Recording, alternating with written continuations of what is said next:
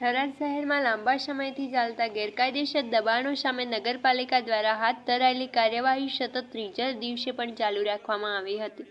થરાદના શહેરના મુખ્ય બજાર વિસ્તારમાં લાંબા સમયથી સર્જાતી ટ્રાફિક સમસ્યા દૂર થતી જોવા મળી હતી.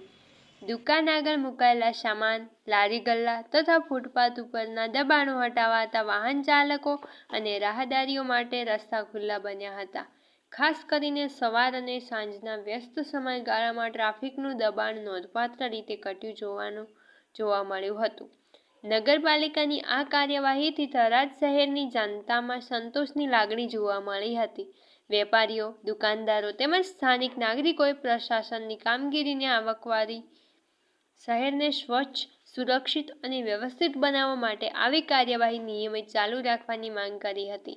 ઘણા નાગરિકોએ જણાવ્યું હતું કે દબાણો હટતા અકસ્માતોની શક્યતા પણ ઘટશે.